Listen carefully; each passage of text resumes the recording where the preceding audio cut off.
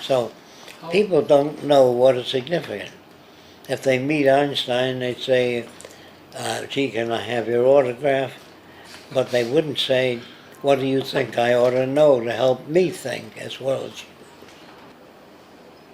Do you know what I mean? A guy says, there's too much noise in this city. Do you have a noise abatement system? I said, no. Are you working on it? No. Then I'm not interested.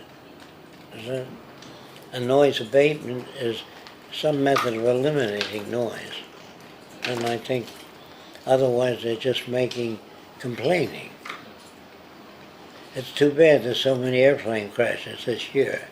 What do you suggest? I don't know, then shut up.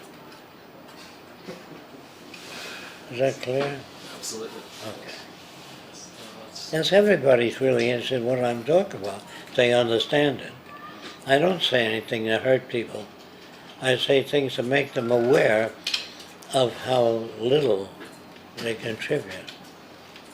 Nature tends to simplify or generate certain patterns of behavior. Nature does generate certain patterns of behavior. The ability to extract that which is significant and less significant is not common. And that's where science and semantics comes in. It gives you more of an ability to extract from nature that which is significant. Yes. And that's what is lacking in the world. The ability to select. The brain doesn't have that, only experience.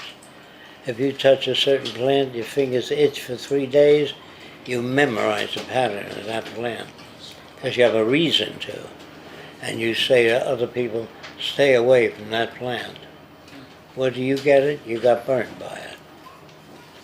Now, some people might say, I wonder if that plant's good for anything, and they might try different things with it. And after a year's study, they can't find anything. But somebody else finds out that that plant that itches kills the malaria mosquito. That's later. How important is it for groups of people to, in your mind, to think completely differently to the other one? Because I mean, it's quite important for everybody to think differently. I don't think it is. Don't you think so? No, correctly, not differently. Because appropriately.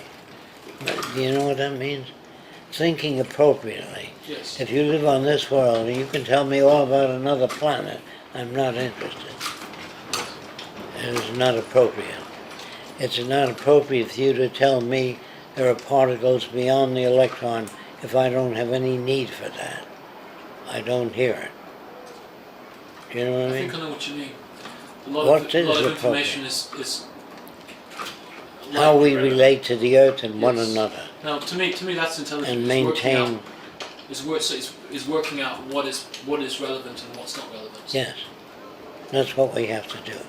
What is relevant to human beings at this time? Not 100 years from now. That would be different. What is relevant? There is lots of information out there, but a lot of it is superfluous to your need. You know what I mean? Yes. I know a person that can name every crater on the moon. Yes. To me, that's superfluous, unless he's planning a journey to the moon. Yes, you're right. Do you understand what I'm saying? Okay. Yes. Well, when I was younger, I memorized all the Latin names of all the fish because I used to go deep sea fishing with my dad. Sure. And it wasn't very. I understand. It's not very useful to me now. Yes, no, you're right.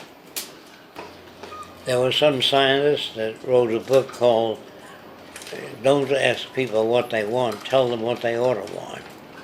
The Indian says he wants the blessing of the High Father that has ascended into heaven. That's not deliverable. The things he asks for are irrelevant. What the Indian wants, he doesn't know, to maintain the best of health and the widest, better understanding of the world around him. So when you say some people are scientists, some are not, they don't know what they're talking about. Everybody is scientific and they use the best tools they have. Yes. but that they may not be adequate. That's a problem. So people say, I like intelligent people. And you say, well, who's intelligent? My uncle, he made $40,000 this month. Well, his standards of what is intelligent is different than yours. You understand? The word intelligent could mean different things in different contexts. So that's why our language is so terrible. It doesn't have common meaning.